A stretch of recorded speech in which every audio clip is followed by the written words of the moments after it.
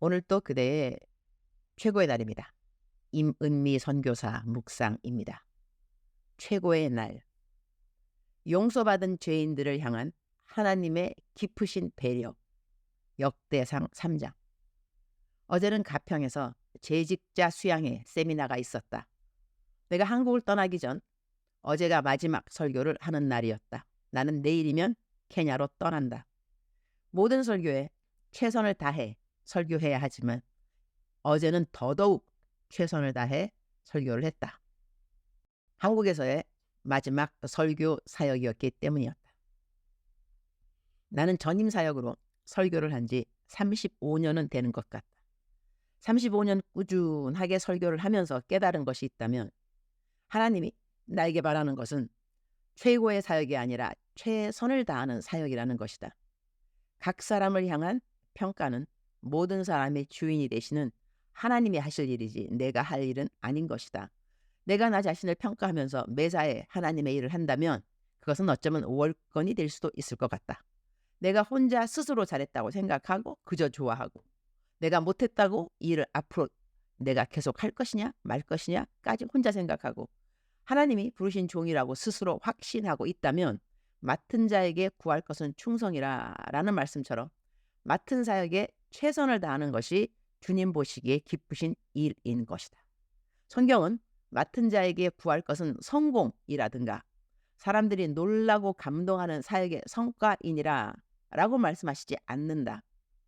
나는 하나님 앞에 최선을 다하는 종이 되고 싶어요 라고 기도한다. 평가로 인한 최고라는 말을 과연 언제 어떻게 써야 하는지 아직 나는 잘 모르지만 내가 선교사 사역을 하면서 최고라는 스스로를 표현한 적은 있다. 현지인 동역자들에게 이런 말을 한 적은 있다. 나는 내가 최고로 훌륭한 선교사인지는 모르겠습니다. 그럴 리가 없기도 하겠지요. 그러나 내가 아는 것이 있습니다.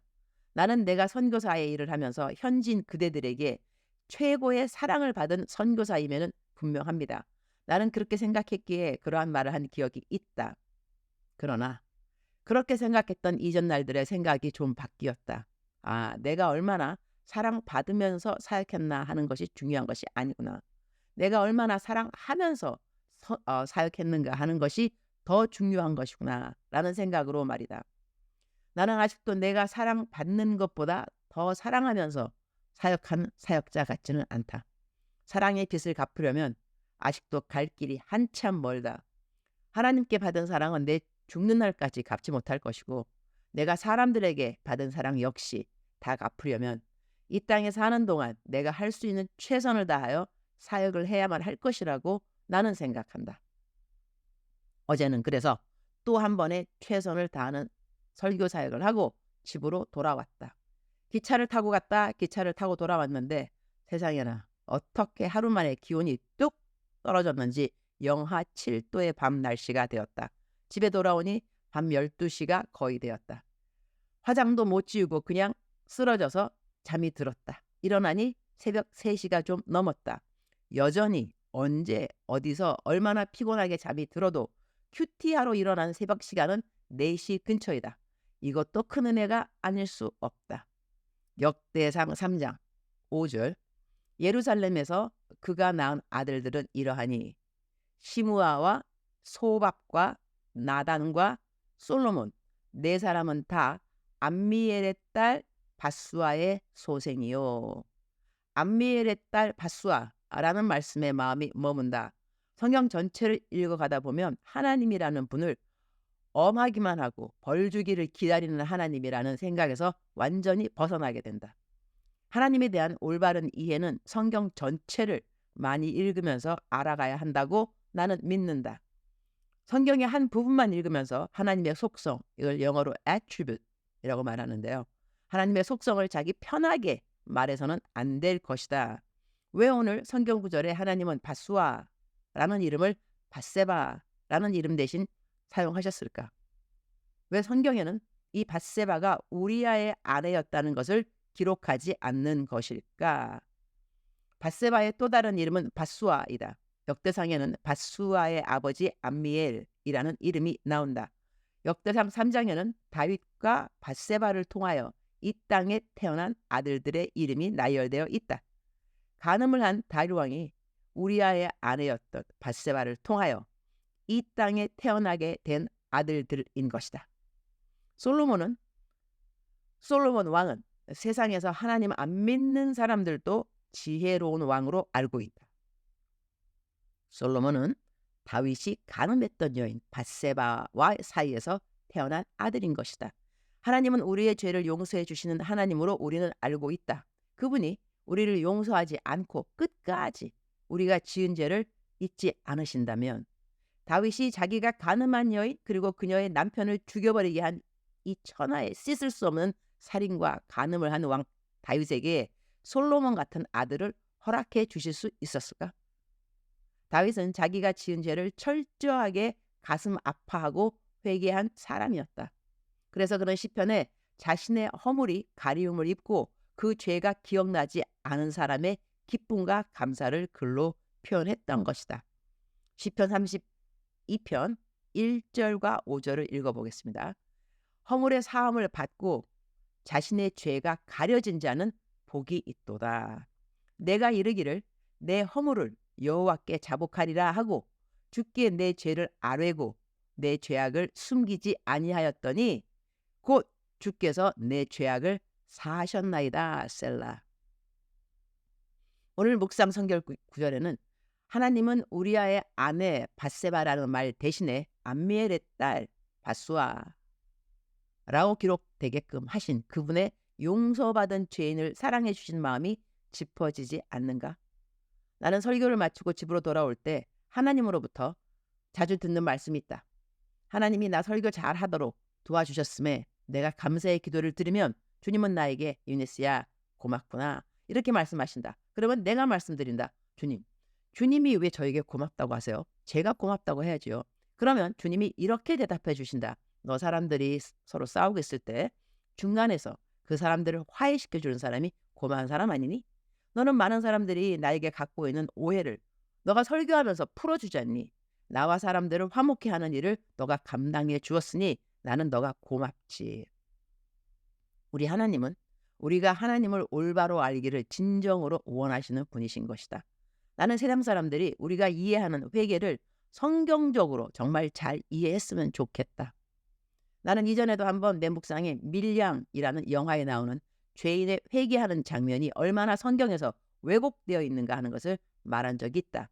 밀양이라는 영화는 예수님 안 믿는 사람들도 많이 본 영화인 것 같다. 나는 그 영화를 보면서 이 영화를 만든 감독은 도대체 무슨 생각으로 이러한 영화를 만들었을까 생각을 해보았다. 그 영화는 우리 그리스도인들의 예수님의 믿노라 하면서도 잘못된 삶을 살아가는 것을 여지없이 고발해준 영화라고도 하겠다. 영화의 줄거리를 말하고 싶은 생각은 없다. 그런데 그 영화의 마지막 부분에는 자기 아들을 살해한 살인범이 있는 감옥에 살해당한 아들의 엄마가 찾아가는 이야기가 나온다. 하나님을 믿게 된 엄마인지라 하나님을 사랑하는 마음으로 이 살인범을 용서해 주러 감옥까지 찾아간 것이었다. 자기 아들을 죽인 살인범을 면회하여 자기는 이제 자기 아들을 살해한 그대를 용서한다는 말을 한다. 그때 그 여자의 아들을 살해한 살인범이 어떻게 말하는가? 자기는 감옥 안에서 예수님을 믿게 되어서 자기 죄가 용서를 받았기 때문에 이제는 자유하다는 그런 말을 한다. 내가 그 대사를 정확하게 외우지는 못한다. 그러나 그러한 맥락의 답을 한 것으로 기억한다. 그 답을 들은 죽은 아이의 엄마는 오열을 한다. 그리고 그 감옥을 떠나게 되고 이렇게 쉽게 용서받은 자신의 모습을 의기양양하게 자기가 죽인 아들의 엄마 앞에 보이는 그 모습에 이 여인은 자기가 믿던 하나님을 떠나게 된다. 하도 오래전 본 영화라 모든 대화의 내용들을 정확하게 기억하여 쓸 수는 없다. 여기서 문제점이 무엇일까? 왜 이 영화를 만든 감독은 이러한 부분을 영화에 넣었을까? 그 영화 감독이 누군지 나는 찾아보았다. 그 영화 감독은 하나님을 믿는 사람이 아니었다. 하나님을 믿지 않는 그 사람이 영화에 나타낸 회개한 자의 모습이 성경적이었을까? 많은 사람들은 그 영화를 보고 값싼 회개의 자유함을 지탄했다. 나는 그 지탄이 옳다고 생각한다.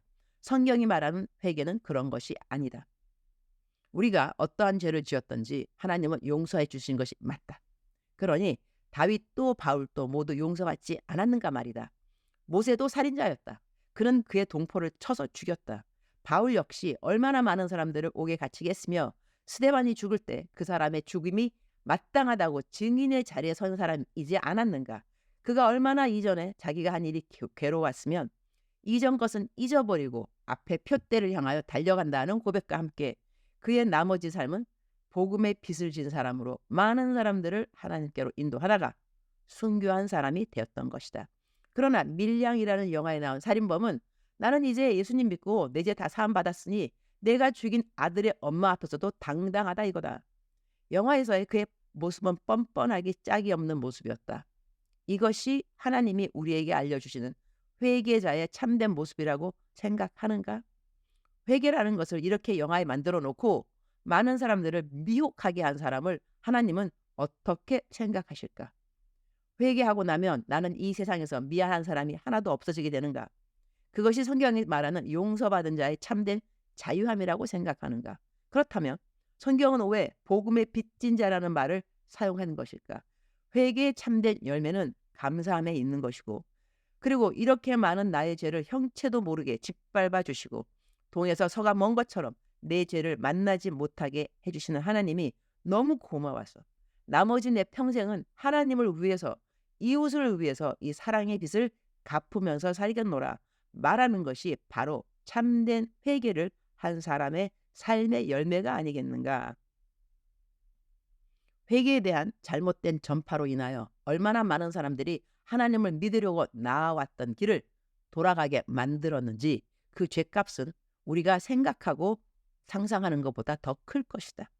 성경은 누가복음 17장 1절 2절 말씀에 예수께서 제자들에게 이르시되 실족하게 하는 것이 없을 수는 없으나 그렇게 하게 하는 자에게는 화로다. 그가 이 작은 자 중에 하나를 실족하게 할진대 차라리 연자 맷돌이 그 목에 매어 바다에 던져지는 것이 나으리라 라고 하는 말씀이 기록되어 있으니 말이다. 주님, 오늘 또 최고의 날입니다. 우리 죄인들을 향한 하나님의 사랑을 우리는 감히 깨달을 수가 없습니다. 그러나 이렇게 좋은 하나님이 우리에게 허락하시는 죄사함에 대하여 이것이 죄를 마음껏 지을 수 있는 죄의 라이센스라든가 우리가 잘못한 사람들 앞에서 전혀 미안해하지 않아도 된다는 그런 말이 아니라는 것을 주님이 성경을 통하여 알려주심을 감사합니다. 우리들의 삶에서, 우리들의 언어에서 하나님이 원하시는 성경의 하나님을 잘 나타내고 가르치고 보여줄 수 있도록 우리 모든 그리스도인들을 도와주시기를 기도드립니다. 오늘 저는 만남 사역들이 계속 있습니다. 이제는 케냐 돌아가는 짐을 싸야 합니다. 돌아갈 수 있는 집이 있어 감사하고 행복한 것처럼 언제인가 나의 본향인 하늘나라에 올라갈 그날이 있음을 감사합니다. 주님, 울컥하네요. 주님 사랑합니다. 주님 감사합니다. 오늘 또 우리 주님 저를 보시면서 하루 종일 기쁘시면 참 좋겠습니다. 외울 말씀, 허물의 사함을 받고 자신의 죄가 가려진 자는 복이 있도다. 시편 32편 1절 말씀. 사랑하는 그대여, 사랑하는 그대여 출석 부르고 있습니다. 대답하셔야죠. 요즘은 계속 묵상이 길어요. 그죠? 내일은 좀 짧게 하도록 하겠습니다.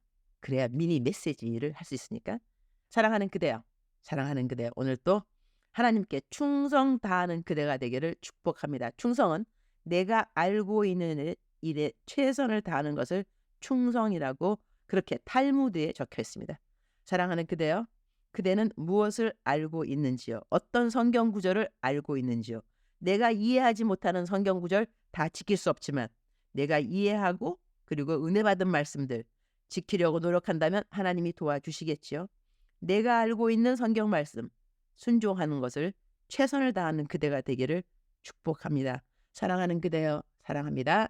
사랑하는 그대여, 축복합니다. 오늘 또 그대의 최고의 날입니다.